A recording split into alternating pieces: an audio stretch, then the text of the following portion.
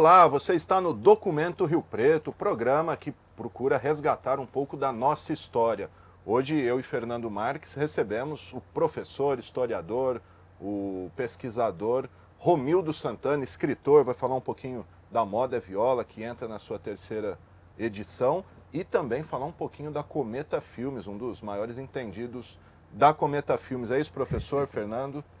Primeiro, vamos falar da terceira edição, né, do Moda é Viola, que além de ganhar uma terceira edição, agora ganhou um filme, né, também um documentário. Um documentário de longa-metragem, 1 hora e 45, né, produzido pela TV Cultura, dirigido pelo Reinaldo Volpato, está para entrar em cartaz, Circuito Nacional. E esse livro também foi adaptado para o teatro, para uma peça chamada Puro Brasileiro, por um diretor chamado Marcos Fayad, que se apresentou em várias capitais do Brasil, São Paulo, Rio de Janeiro, pelo Nordeste, e foi representante do Brasil no Festival Internacional da Cultura Ibérica, no Teatro Nacional da cidade do Porto, em Portugal. E voltou no outro ano para uma temporada no Teatro Nacional do Porto e 2 temporadas no Teatro Nacional de Lisboa. Fez muito sucesso, trata da nossa moda caipira, mas fez muito sucesso em Portugal a peça Puro Brasileiro, dirigido pelo Marcos Fayad, e é baseado nessa obra, A Moda é Viola, ensaio do cantar caipira. O senhor está com as 3 edições aí, a gente percebe que a primeira... engordou, né? A primeira... Não é fininha, mas é mais fininha. A primeira é baseada na minha tese de livre docência. Ela foi ampliada e adaptada para livro. Antecapa do Daniel Firmino, né? Não, esse aqui é capa do Valdenir do Bonfim. Valdenir do Bonfim. E a contracapa do Daniel Firmino. Essa contracapa acabou sendo a capa da 2ª edição, e o Valdenir do Bonfim fez um outro trabalho para a contracapa, mantendo sempre o pezinho na terra, né, que no caso o pé vermelho, né? É o pé do meu filho. Pedro, né? Aqui ele era pequenininho, né? Aí ele cresceu, hoje ele estuda nos Estados Unidos. E a terceira edição, que a gente manteve o pezinho dele aqui no dorso do livro. O livro engordou, né? Então a primeira edição tem 393 páginas e a segunda já está com 562 páginas.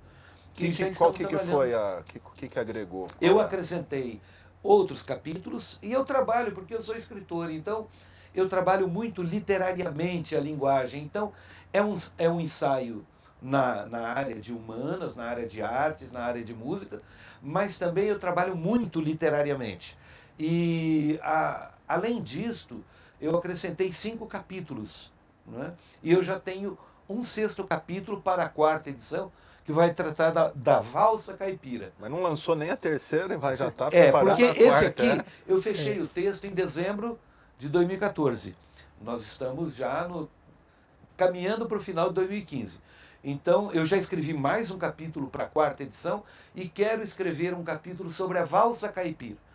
Porque a valsa ela sai dos salões aristocráticos, entra no meio do povo, e eu acho que é uma ponte entre a cultura do povo, a cultura agropastoril e a aristocracia e a cultura citadina, a cultura urbana, né? E eu pego como ponto de lança a Saudade de Matão, que é uma belíssima valsa, lindíssima, né?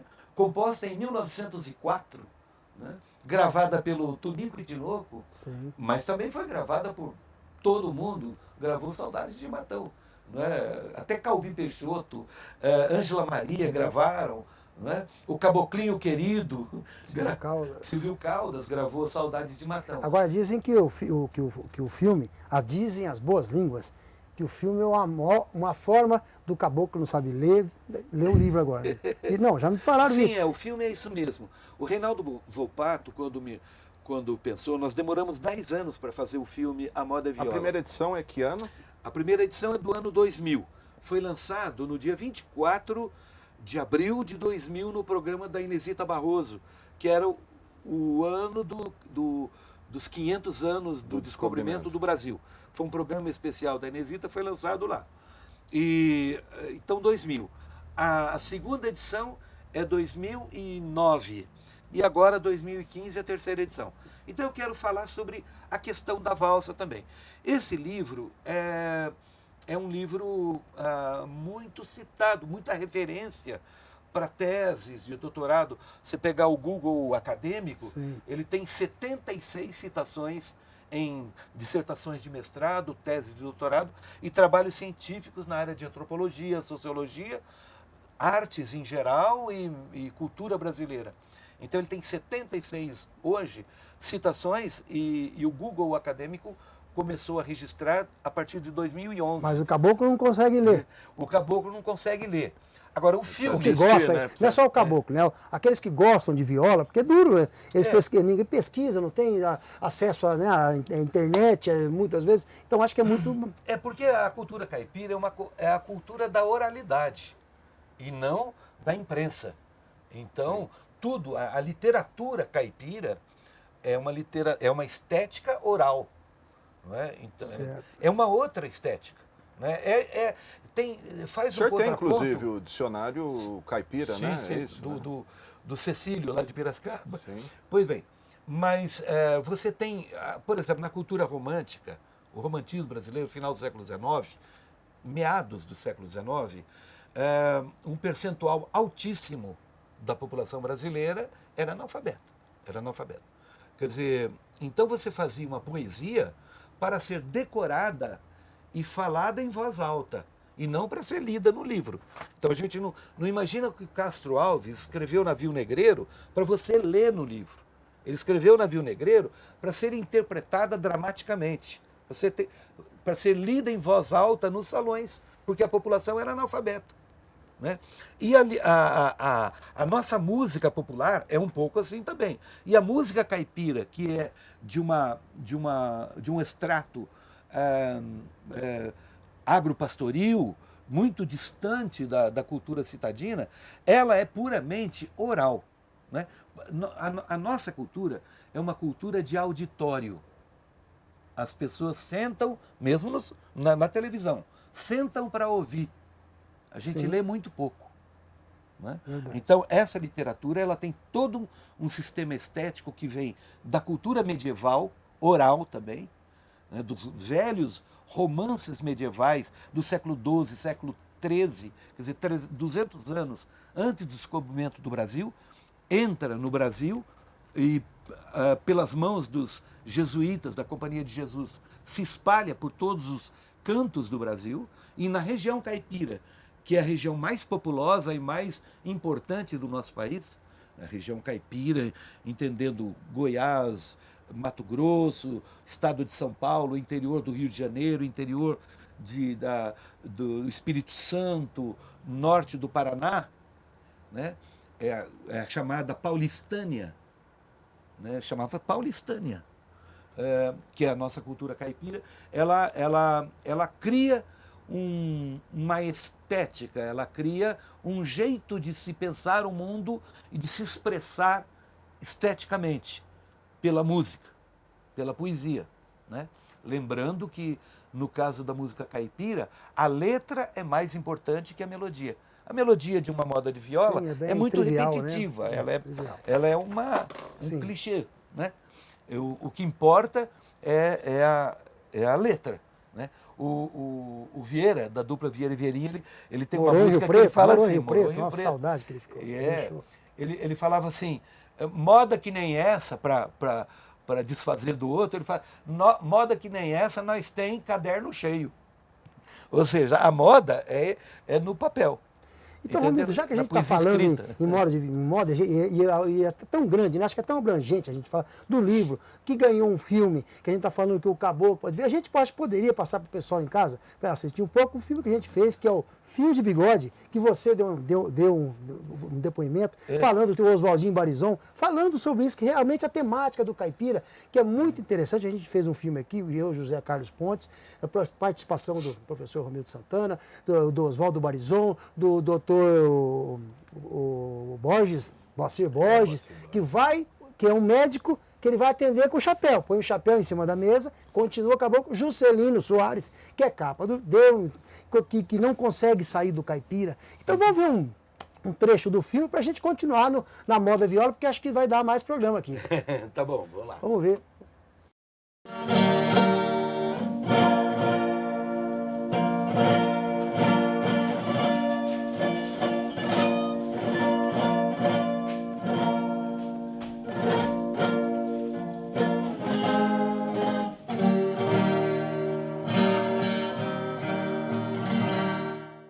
A viola sempre foi a grande companheira do caipira, que nesse sertão de Deus passava horas rabiscando uns poemas musicados. A música caipira representa profundamente nossas raízes. Por quê? Porque as zonas rurais elas são mais tradicionais.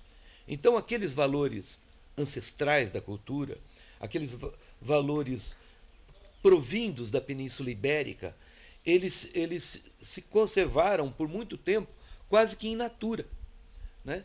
Então todo esse arcabouço simbólico e antropológico que sustenta o nosso subconsciente, as nossas relações, os nossos quereres, os nossos sentimentos, tudo isso ela se mantém na vida rural.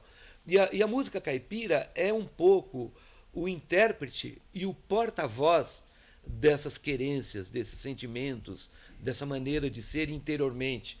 Ou seja, que retrata o nosso ser e não o nosso parecer, no sentido social, no sentido físico e etc. É aquilo que nós somos. Eles ficaram sobrevivendo a duras penas nesses rincões aqui, nesse interior do estado de São Paulo. Por volta de 1820, com o movimento da Revolução Liberal, os agricultores, os lavradores de Minas Gerais, principalmente do Sul, foram perseguidos porque eles tinham uma tendência mais para o império e o Caxias andou dando um chega para lá neles.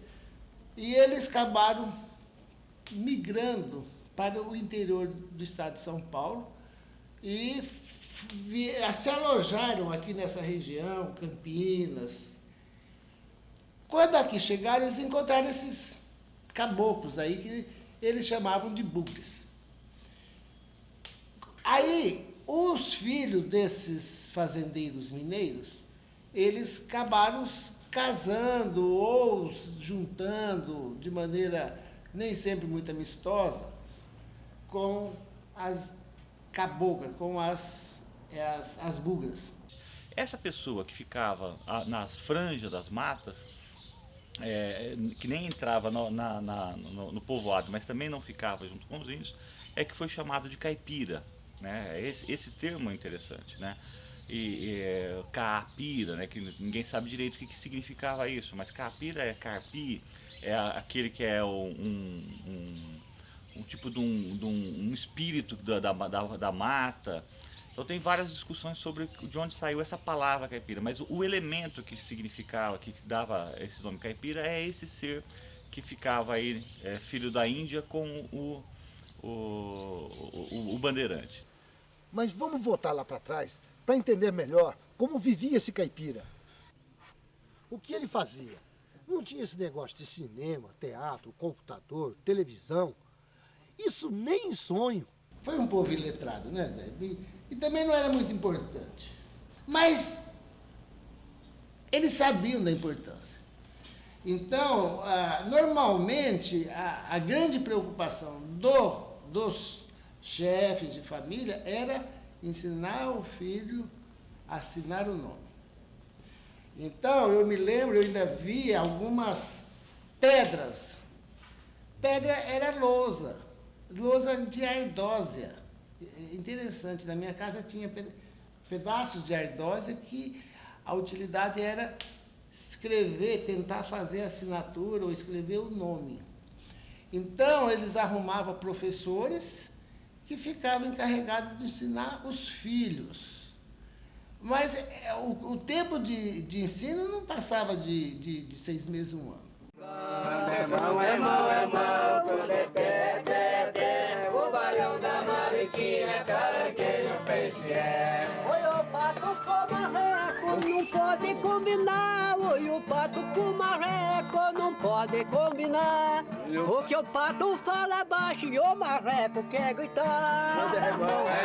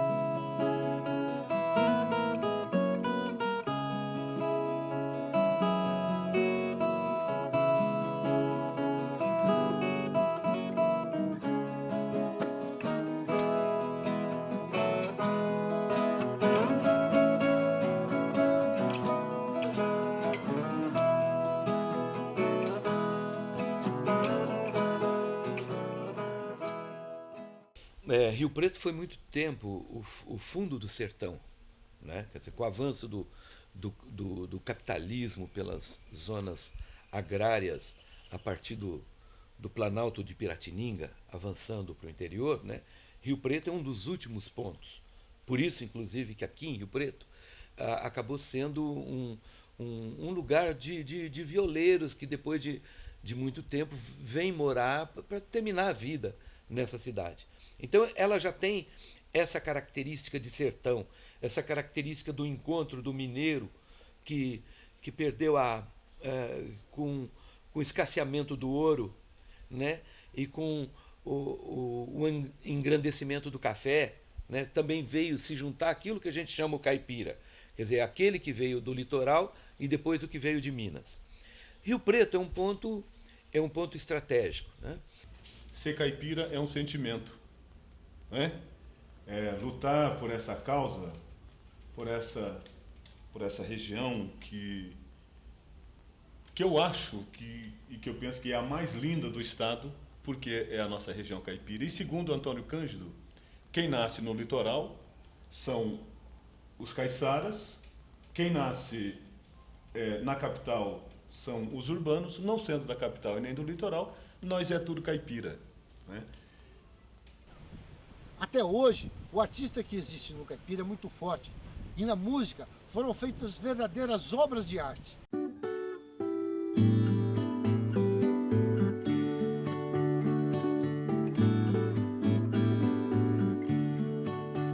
Lá do alto da montanha, numa casa bem estranha, toda feita de sapé, parei uma noite o cavalo por modo de 2 estalo que eu vi lá dentro bater. Apeei com muito jeito, ouvi um gemido perfeito, uma voz cheia de dor. Pansê, Teresa, descansa, jurei de fazer vingança por causa do meu amor. Bom, aí conferimos trechos de Fio do Bigode, de Fernando Marques e José Carlos Pontes. Nós vamos agora para um rápido intervalo e já voltamos com mais histórias de Romildo Santana. Até já.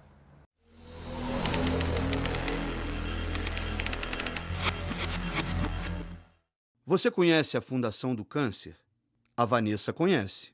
Dos 2 aos 9 anos, Vanessa lutou contra a leucemia. Minha vida mudou totalmente depois desse transplante, porque sem esse transplante também não estaria aqui, né? Há mais de 20 anos, a Fundação do Câncer arrecada recursos para financiar pesquisas, buscar novos tratamentos, capacitar profissionais de saúde, estimular o diagnóstico precoce e apoiar campanhas de prevenção. Fundação do Câncer, com você pela vida.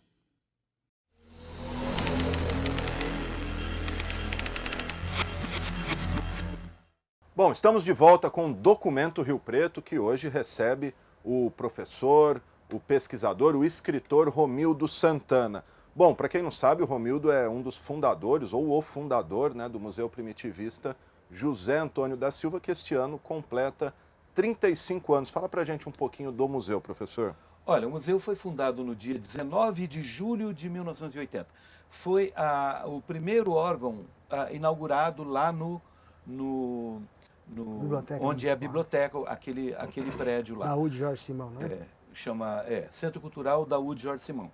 Na época, eu fazia parte do Condefact. E o antigo Museu de Arte Contemporânea, montado pelo José Antônio da Silva, estava fechado. E algumas obras ele levou consigo para São Paulo, ele mudou, ele estava muito injuriado com Rio Preto, ele se aposentou como funcionário da prefeitura, como faxineiro Ele da se biblioteca. sentia desprestigiado Ele pela era cidade? muito, não é que se sentia, ele era muito desprestigiado. Talvez até continue sendo, né? Pelo menos pelos órgãos institucionais. Em geral, eu estou falando. E havia também sido criado o Condefact. E foi uma proposta minha a criação do Museu de Arte Primitivista José Antônio da Silva, com o nome dele e aproveitando o acervo que havia no Museu de Arte Contemporânea, que ele fundou. Ele era o diretor informal, porque, como eu falei, ele era o faxineiro da biblioteca e todas as obras pertenciam a ele. Sim. Eu fui a São Paulo 2 vezes, ele não queria de jeito nenhum.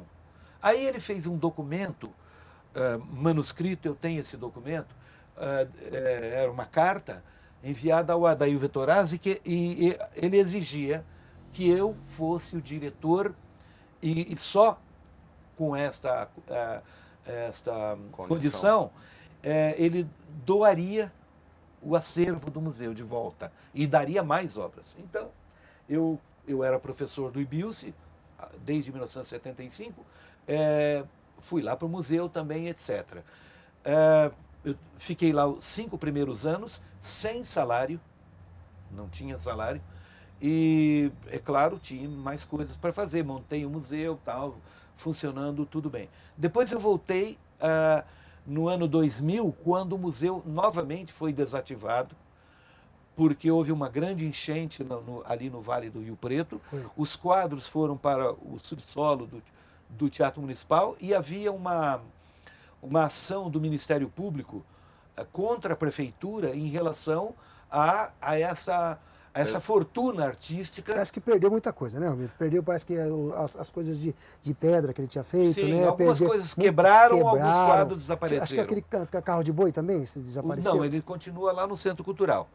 E aí, alguns quadros, algumas coisas desapareceram porque elas foram, além de estarem lá arquivadas no porão do Teatro Municipal, aliás, muito bem colocadas, muito bem arquivadas.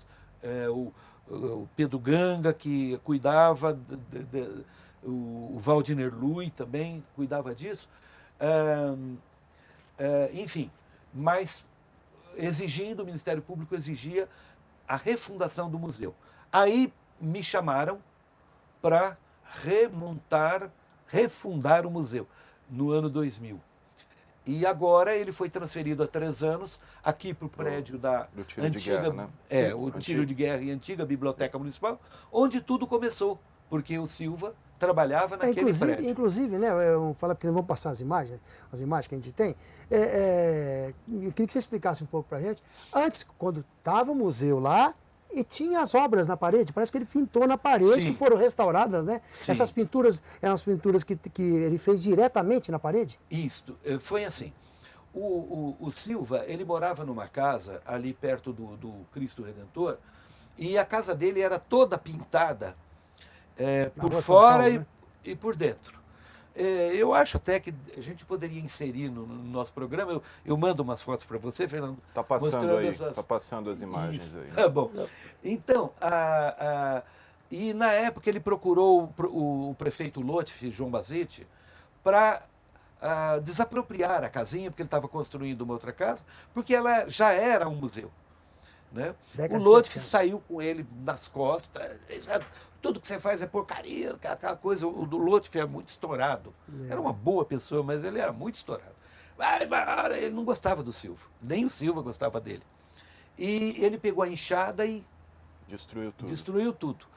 Quando foi fundado o Museu de Arte Contemporânea, em 1966, informalmente, Quer dizer, foi na época do Lotfi também o Silva montou, independente do prefeito. Aí saiu na Manchete, saiu no Cruzeiro, saiu na grande imprensa. Ele era muito amigo do Assis Chateaubriand.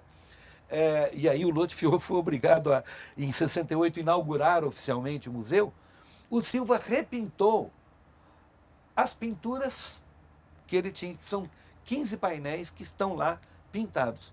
Esses 15 painéis foram restaurados, né? Restaurados por uma restauradora da Universidade Federal de Minas Gerais. É Roseli? É isso? Ela não é Roseli. Eu me lembro. Eu esqueci o nome dela agora, mas fez um excelente trabalho. Sim. E os quadros estão lá no espaço onde hoje é o Museu Naif. Vamos ver então essas imagens, porque a gente estava fazendo um filme que chama-se Um Dia com o Silva, que é um filme Super 8, que eu e o Toninho Cury fizemos em 77, o Toninho Cury filmou. É uma outra história, né? Porque o filme é o seguinte, ficou perdido durante mais de 30 anos e depois achou também uma fita cassete da Isabel Ortega, que fez uma entrevista com ele na mesma semana. Os dois documentos viraram um filme, mas não são essas imagens que a gente vai ver. Agora uma volta pelo museu, quando a gente estava produzindo o filme, nós fizemos essas imagens que tem o texto do José Carlos Pontes e a narração do José Luiz Rey. E mostra bem os quadros lá. Vamos ver um pedacinho. Vamos lá.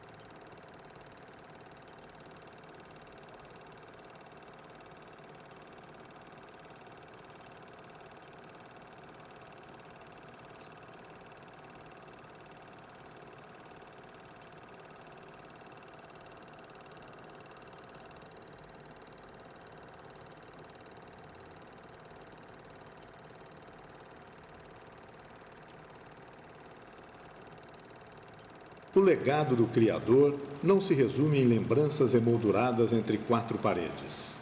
Ele está na memória de quem deparou com suas criações. Arte livre, crítica e efervescente. Retratou a vida que conhecera antes de sua arte ganhar o mundo que lhe colocou onde todo gênio deve estar. Silva partiu várias vezes. De Sales Oliveira para São José do Rio Preto. De Rio Preto para São Paulo. Da capital paulista para o mundo. E partiu daqui, indo sabe-se lá para onde vão os gênios. Em 1996 nos deixou. Não apenas sua figura sempre cabocla, com cânticos e versos improvisados, mas deixou-nos uma lição de vida que não há mestre que possa ensinar. Lembrança e saudade são sentimentos que não coadunam com Silva, pois em cada obra está um pouco de si. Basta olhá-las para tê-lo vivo em nossa frente. Se o poeta tivesse que lhe dar um conselho, diria: vai, Silva, ser eterno na vida. Bom, conferimos aí imagens do Museu José Antônio da Silva, Museu Primitivista. Antes de a gente passar para o próximo assunto, professor, com a criação desse museu e o reconhecimento aí do Silva, ele se sentiu, vamos dizer, justiçado por Rio Preto ou não? Olha, o Silva sempre colocava um pé atrás. Ele sofreu muito em São José do Rio Preto, ele foi muito explorado. Né? Ele tem uma escultura em tamanho de 2,30 metros, que é um Cristo crucificado, mas é ele, é um autorretrato. E ele escreve, e chama, em Rio Preto o povo me crucificou, entendendo-se como povo as autoridades instituídas. Então, ele sempre assim com o pé atrás em relação ao Rio Preto. Mas, de qualquer maneira, ele continuou doando algumas obras e o museu tem hoje 67 telas a óleo, né, fora esculturas, gravuras e outras coisas do Silva. O museu é visitado por muita gente. Às vezes, as pessoas que moram perto ali na Voluntária de São Paulo, às vezes nem sabem que existe. Mas, por exemplo, domingo eu abri o museu para receber um grupo de turistas do Rio de Janeiro. Então, eles vieram num ônibus, 45 turistas do Rio de Janeiro. O ano passado a gente recebeu delegações de turistas da Índia, da Austrália, fazendo palestras em inglês, né, e estudantes em grupos grandes de toda a região de São José do Rio Preto. A gente recebe muito. Quem quiser conferir é só chegar lá, entrada gratuita. E quem quiser marcar, por exemplo, você que é professor, quiser marcar uma visita com uma palestra minha sobre o Zé Antônio da Silva e um passeio e uma análise da obra do Zé Antônio da Silva, é só ligar lá no museu que vai ser muito bem atendido e nós vamos receber todos de braços abertos. E queira ou não queira, ele é José Antônio da Silva e de Rio Preto. Ele não é nascido em Rio Preto, mas a história dele é o maior artista de nossa cidade. E o Silva, tem uma coisa, Alexandre, espetacular. Porque quando ele chegou em São José do Rio Preto, na década de 1930, já com 6 filhos, ele era analfabeto. E quando ele logrou sucesso, que ele foi premiado na primeira Bienal de São Paulo, de 1951, depois na segunda Bienal de São Paulo, ele já tinha sido adquirido pelo Museu de Arte Moderna de Nova York. Ele botou na cabeça assim, gente, eu vim da roça, eu não sei nada, eu sou um caipira do meio do mato e consegui tudo isso, deveria escrever um livro sobre mim. Quem escreveu um livro sobre ele a não ser ele mesmo. Ele aprendeu a ler e a escrever, e escreveu o Romance da Minha Vida, que foi publicado em 1949 pelo Museu de Arte Moderna, e não se contentando com isso, ainda publicou mais 4 romances. E eu garanto para vocês que é um espetáculo o romance dele. O segundo romance dele, o Maria Clara, é prefaciado pelo Antônio Cândido. Quer dizer, gravou discos também, gravou discos, quer dizer... E se gabava de andar, o Drummond chamava ele para almoçar, não sei quem, chamava ele para jantar. Ele andava com os... ele era amigo de governadores. Um grande artista mesmo, né? Ele não era nada bobo, né? Ele não era nada bobo. Então, ele tem, se você abrir no Google e colocar lá José Antônio da Silva, eu garanto que você vai encontrar mais de 25 milhões de citações de José Antônio da Silva. Maravilha. Pode pegar agora o nosso intervalo, vai lá no Google e digita lá José Antônio da Silva. Eu garanto 25 milhões, mas às vezes chega a 35 milhões de vezes. Ele não era tão bobo, só para fechar isso, ele não era nem nada bobo, que ele vendeu um quadro em São Paulo para o Dr. Marden Van Negrão, que contou a história. Vendeu o quadro, aí o homem levou, ele queria dinheiro, lógico, né? Pegou aquele monte de dinheiro, ele veio para o jornal, botou no jornal, botou debaixo do braço, daqui a pouco você vai levar no jornal, falou, você acha que alguém vai ver um cara com o jornal debaixo do braço? Vai abrir para ver o que tem dentro? Agora, com uma mala vai, com o jornal não vai. Quer dizer, o Silva, ele era uma figura à parte, viu? Aliás, vocês me prometeram que vai ter um desses programas aqui, lá sobre o Vamos fazer lá no museu, já está aí o compromisso daqui a pouquinho. Bom, então, como a gente vai ter esse programa do Silva, vamos mudar de assunto, falar um pouquinho da Cometa Filmes. Sim, os dois aqui, talvez dois dos maiores entendidos aí de Cometa Filmes. Vou mostrar uma das raras latas que ficaram, porque acontece o seguinte, as latas estão, é claro, lá na Cinemateca Brasileira, mas o Silvio Calabrese fazia para muitas empresas em Rio Preto. Então, por exemplo, esse aqui é a pedra fundamental do Colégio São José. Olha que maravilha. Olha só, então o que acontece? O colégio tinha, muitas pessoas tinham essas latas e estão hoje aqui no nosso museu preservado. Tem uma delas, desse documento, lá na Cinemateca. Mas como ele fazia a cópia em 16 milímetros, ele fazia a cópia em 16. E nós temos um original aqui. Ó. A gente tem vontade de abraçar isso aqui, sabe? E deve ter um cheiro maravilhoso. Dá só uma pincelada, o que era a Cometa Filmes? Ela começou quando? Parece que estava uma dúvida aqui de quando começou. Vamos até guardar lá. Só que dizer uma coisa. O Rio Preto foi beneficiado, foi uma das cidades mais privilegiadas do Brasil, porque do interior do Brasil, porque é uma das poucas que tinha um cine, uma das poucas que tinha um cinejornal, né, que as pessoas se viam. Era obrigatório na época. Sim, mas é uma das poucas que tinha uma companhia daqui, porque passava, por exemplo, Ampla Visão de São Paulo, passava Canal 100 do Rio de Janeiro. Isso que eu ia perguntar, dá para comparar a Cometa Filmes com o Canal 100, assim, em termos de importância? Porque isso era, depois ia para o Líder Laboratório em São Paulo. Por exemplo, olha só que coisa gozada. Eu doei um DVD para o Fernando Solera, um narrador esportivo, narrador de São Paulo. Falei, você passou para a história de Rio Preto, você narrou a posse de 2 prefeitos de Rio Preto, Adail Vetorazzi e Lourdes João Basílio. Ele falou, não fiz isso. Falei, fez sim. Aí dei para ele falou, sou eu mesmo. Falei, então o que acontecia? Só filmava aqui, mandava para o laboratório em São Paulo e mandava para ali. Tinha outro da Bandeirantes, era o Éter Rodrigues. Tinha, agora o Maranhão que fez muito. E os textos eram da Dinorá. Mas eu quero dizer assim, eu vou fazer esse mês de outubro 67 anos e eu sou nascido em São José do Rio Preto.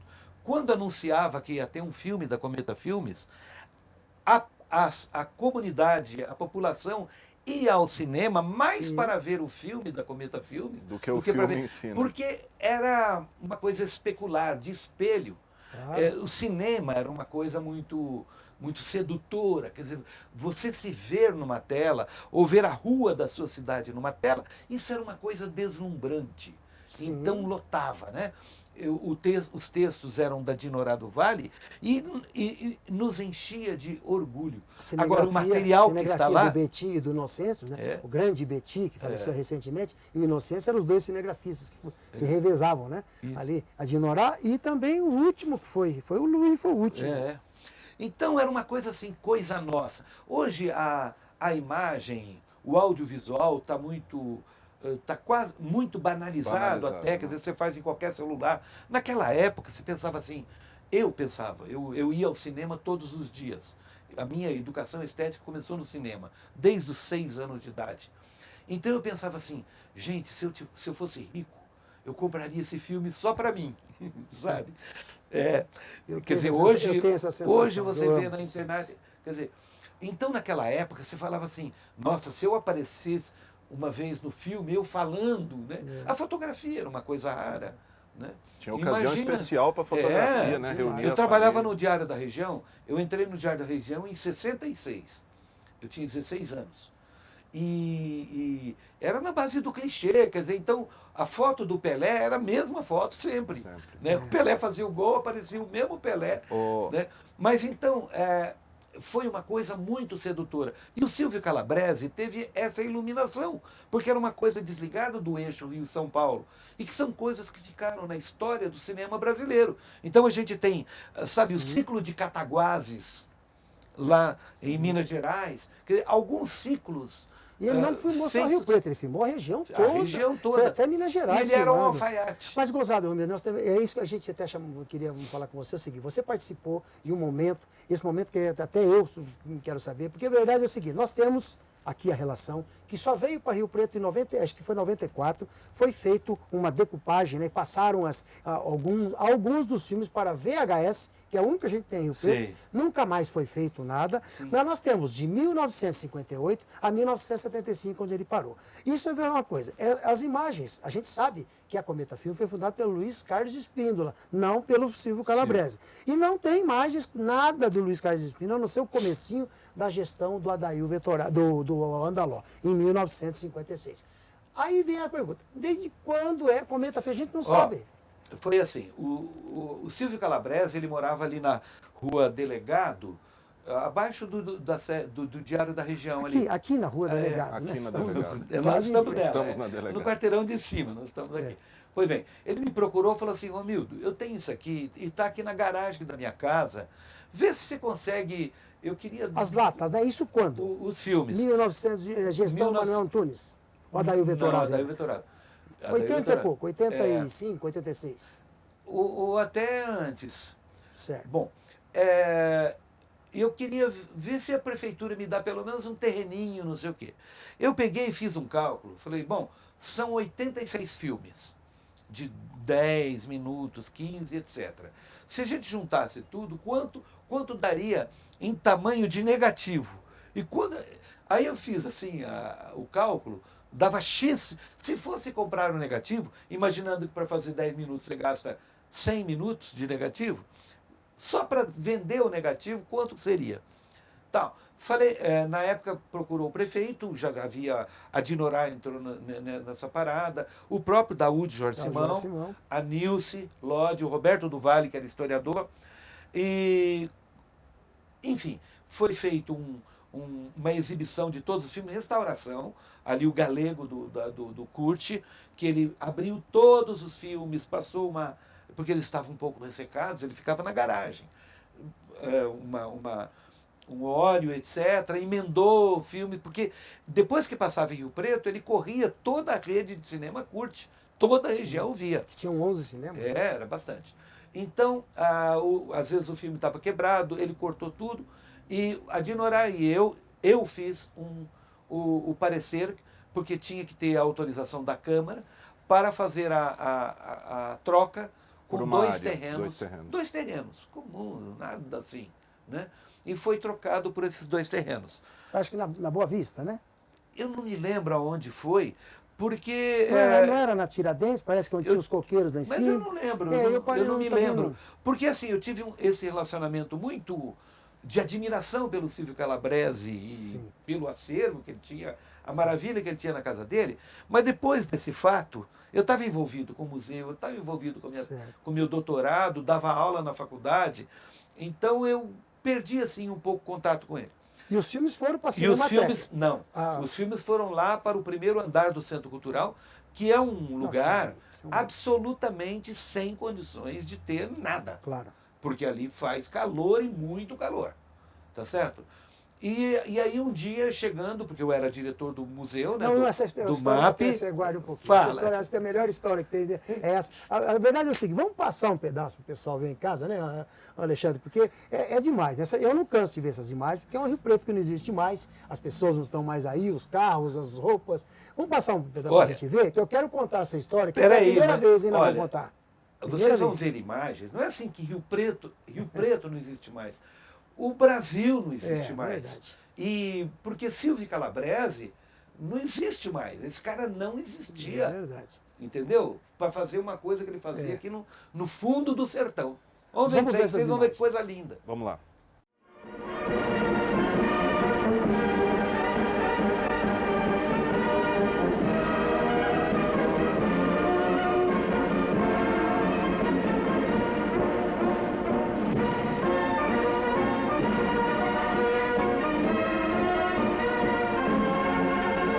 Esta é São José do Rio Preto, pujante cidade e capital do Oeste Paulista, sede da 8ª região administrativa do estado. Hoje, em progresso explosivo, esta hospitaleira metrópole interiorana é administrada pelo prefeito Wilson Romano Calil e vice-prefeito Raul de Aguiar Ribeiro.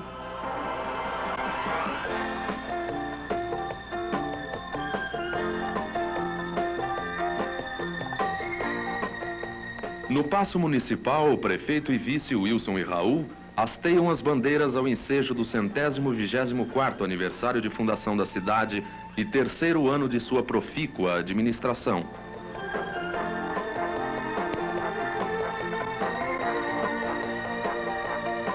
Em frequentes reuniões de assessores, uma equipe prepara São José do Rio Preto para o ano 2000, animados pela atuação de 15 brilhantes vereadores na Câmara Municipal.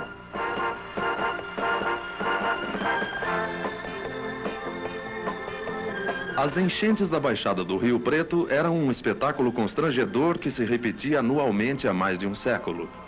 A atual administração soube enfrentar o desafio. Dezenas de prédios foram desapropriados amigavelmente, com demolição e aterros.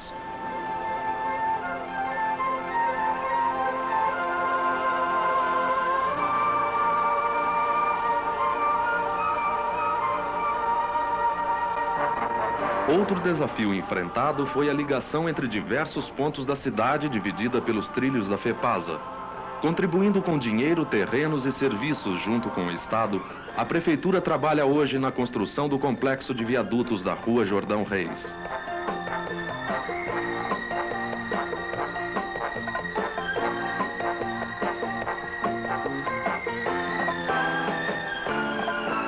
O prefeito Wilson Romano Calil acompanhou pessoalmente os trabalhos de reconstrução da Rua General Glicério, antigo local de enchentes.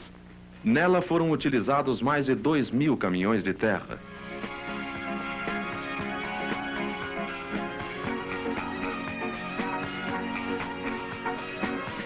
O Rio Preto está sendo canalizado à represa Dragada. Uma cidade de ritmo impressionante preparando-se para o grande futuro.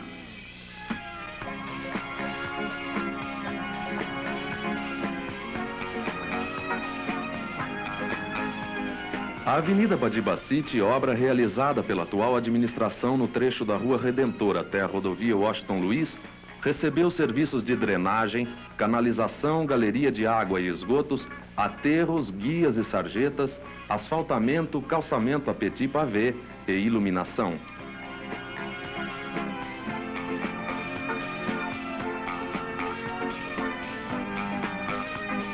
O complexo de viadutos da Rua Jordão Reis é uma obra onde os trabalhos continuam em ritmo de 24 horas por dia.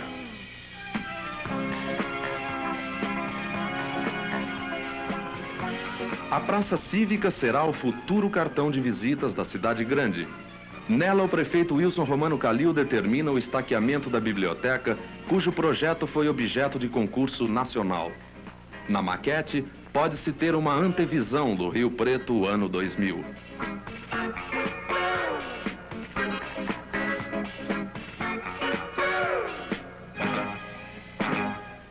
Com recursos próprios, a administração Wilson Raul estendeu 50 quilômetros de rede de água e 47 quilômetros de rede de esgotos. Mais de 10 poços semi-artesianos foram perfurados.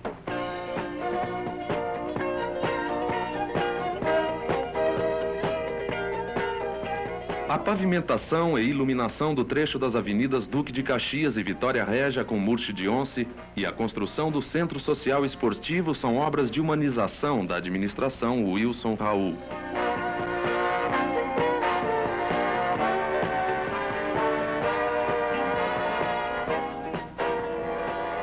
A conclusão da Avenida Murche de Once com a praça rotatória na confluência da rodovia Washington Luiz com a Avenida das Vivendas, seguindo para o Jardim Urano, artéria importante do anel viário da cidade.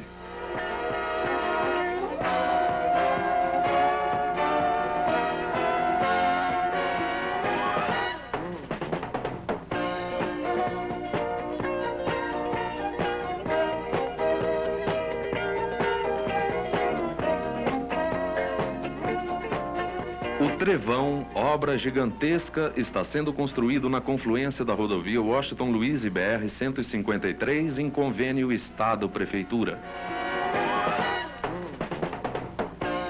A Avenida Alberto Andaló, entre outros melhoramentos, foi recapeada e ganhou a praça rotatória junto à rodovia Washington Luiz.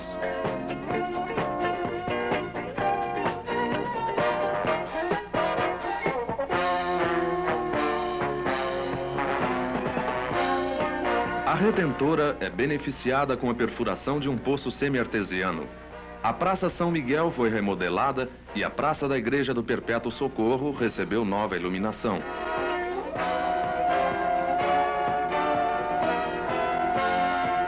Na Avenida Faria Lima, o ar-condicionado central do Teatro Municipal, a Praça Cacilda Becker e a Praça Rotatória junto ao Rio Preto Esporte Clube são realizações da atual administração.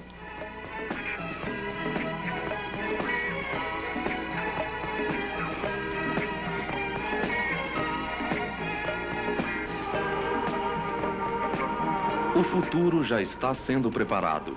A construção do Trevinho e a duplicação da rodovia Rio Preto a Mirassol foram grandes conquistas da Prefeitura junto ao governo do Estado.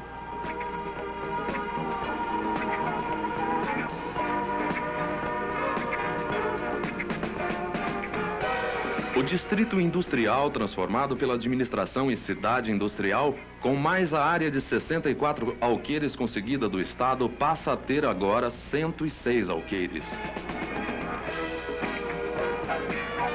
Gonzaga de Campos não é mais um bairro isolado. Foi pavimentado o acesso passando pela cidade industrial.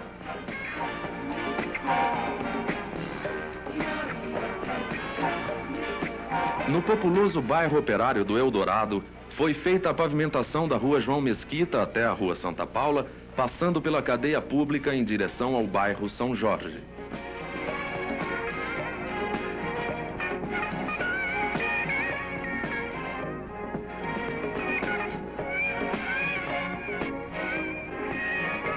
A Avenida Mirassolândia, outra via de acesso ao Eldorado, construída pela atual administração, que também entregou àquele bairro um poço semi-artesiano e caixa d'água para 113 mil litros por hora, além de remodelar o estádio municipal Alberto Andaló.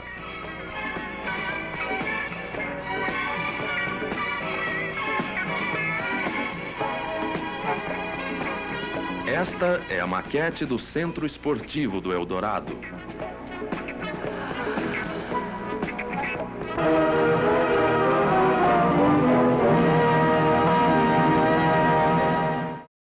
Bom, tá aí imagens maravilhosas do Cometa Filmes, do Silvio Calabrese. Daqui a pouquinho a gente vai conferir mais, mas antes o Romildo e o Fernando vão contar uma história essa aí. A gente nunca contou. Que a verdade é assim, os filmes foram lá para a biblioteca. O Romildo estava presente, aí quando chegou lá, tinha um senhor... Foi assim, eu cheguei lá na biblioteca, eu trabalhava no museu também, né? E lá, eu era professor do IBIUS, mas atendia lá no museu também. Chego lá na escada, estava com a lista que eu tinha feito decupar. Decupar significa mostrar assim, olha, nesse filme aparece não sei quem, aparece não sei quem. De 0 a tanto, é o baile de debutante do Automóvel Clube, aquelas coisas. Imagina, você pegar um baile de debutante de 50 anos atrás, 60 anos atrás, hoje, aquelas menininhas. São avós. O que isso significa, né? Pois bem, estava o Daoud com a lista e as latas abertas e ele olhando o filme assim e com uma tesoura cortando todas as cenas em que aparecia o prefeito Adail Vetorazzo, que ele era assessor, ligadíssimo ao Adail. O Adail que pôs o nome dele, do Daoud, lá no Centro Cultural. Que era para ser... Né? E eu tive... Porque assim, eu era professor da universidade, o meu compromisso nunca foi institucional com prefeito nenhum. Embora algumas vezes eu tenha trabalhado no museu e etc. Mas eu não tenho interesse, não tenho nenhuma coisa com nenhum prefeito, nenhuma política, nenhum nada. Né? E eu tenho um dever intelectual de... Né? E eu dei um maior esporro no Adail, no Daoud, Jorge Simão. O Daoud, e então, ele pegou a tesoura, guardou, não sei o quê. Ele está mutilando você, Eu liguei para o Reinaldo Volpato, que estava em São Paulo, ele tinha amigos lá na Cinemateca. Na outra semana já veio uma pessoa da Cinemateca, ele se chamava Sérgio, não me lembro o sobrenome, ficou hospedado na minha casa. E quando ele viu aquele material, os olhos dele brilhavam. Claro. Brilhavam porque é uma coisa maravilhosa aquilo. Né? E ele falou, olha, eu proponho levar para a Cinemateca, Rio Preto continua proprietária, como é até hoje, proprietária desse material, lá, né, está tudo lá, bem conservado. O Fernando me disse para nós agora no intervalo, que estive lá no passado, que teve filme provavelmente tenha se perdido, né? Mas infelizmente, quer dizer, tem muitos cartazes de filmes brasileiros aqui. A gente vê filme da década de 30, 40, norte-americanos, novinhos, restaurados, etc. Um filme da década de 80 brasileiro estragado. A gente não sabe de que período, a gente não sabe que período, porque só temos de 58 para cá. De quando começou a ser filmado? Mas então, população, são imagens da nossa cidade. Né? Nós temos direito a elas.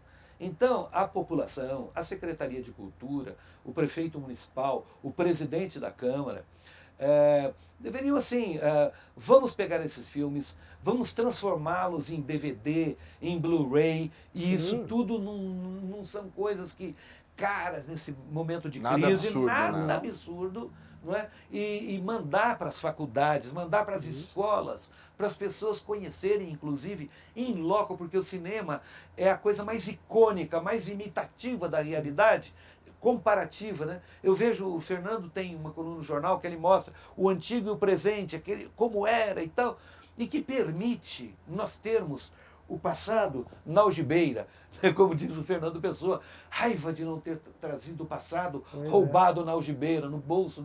Né? E então, passa esses filmes sempre, eu tenho passado muito esses filmes, e a gente passa o quê? Um VHS feito em 94. Quer dizer, imagina a gente trazer isso digitalmente, qualidade. A gente trazer com as imagens, porque tem muitos que a gente não consegue identificar as pessoas. E basta querer que tá lá, né? Não precisa de muita coisa. Muita coisa em cinemascope. Quando era cinemascope, então enchia os olhos. Coisas coloridas. Na época da ditadura, ele conseguia helicópteros, então tem imagens aéreas de Rio Preto, né? Que hoje o drone vai assim, filma, hoje é tudo fácil, banalizou. Né? Naquela época, né? Era muito difícil. Então, isto aqui é um primor cultural que nós temos, pertence à nossa cidade e cabe a nós tomar conta disso. Né? Tá certo. E trazer digitalmente. A gente podia Presidente encerrar, da né? Câmara, Acho que... eu admiro o senhor. E pega esse negócio aí e não custa nada, Uma boa praticamente. É uma boa pedida. Tá certo. Eu agradeço o Romildo. Quer falar alguma coisa, Fernando? A gente podia fechar com as últimas imagens da Cometa Filmes, que é 1975, na administração do Wilson Mano Calil, que é... Foi as únicas imagens que ele fez coloridas, olha só, azul. Então podia ter tido uma... E só uma última coisa, além de passar essas imagens, dizer... Infelizmente também, teve 2 companhias que entraram e nós estamos perdido um, que é da JC Filmes, que é do Jaime Colagiovanni, que entrou aí no buraco da Cometa Filmes, e os filmes estão com a família, estão perdendo as latas, temos que também trazer o programa está terminando, mas só quero falar uma coisinha. O Fernando falou assim, pouca coisa colorida. Mas quando começou a televisão, né, eu me lembro, a Tupi, quando o programa é colorido, o locutor falava a cores, porque nem tudo era colorido. Eu agradeço o Romildo, agradeço o Fernando, infelizmente nosso tempo é curto, e fica o apelo aí, não só para a Secretaria de Cultura, para as autoridades, mas para as empresas, eventualmente alguém que possa ter essas latas em casa, fica aqui, o Fernando está à disposição para teleassinar. Vamos conferir as imagens da Cometa Filmes, desde já eu agradeço a sua audiência e até a próxima semana.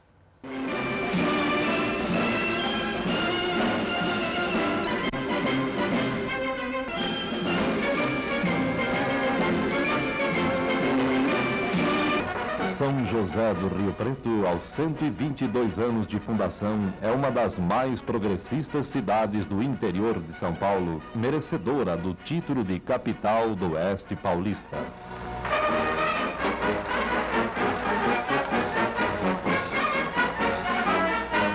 A bandeira do município, recentemente instituída, é hasteada ao lado da bandeira nacional no Paço Municipal.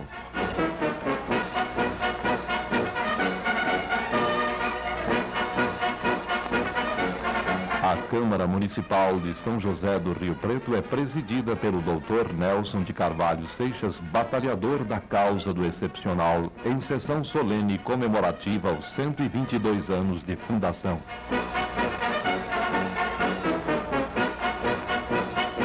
Os vereadores participam da homenagem como representantes do povo que os elegeu.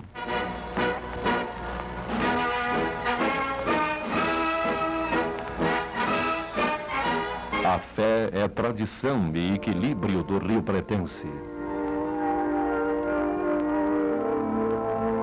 O arcebispo de São Paulo, entre bispos, celebra a missa que Dom Lafayette Libânio assiste entre os fiéis. O pároco Padre Santo Marini anuncia o lançamento da pedra fundamental da nova catedral, assistido pelo arcebispo de São Paulo, bispos e fiéis. Rio Preto comemorou seu 80º aniversário de emancipação administrativa objetivamente, inaugurando obras públicas municipais.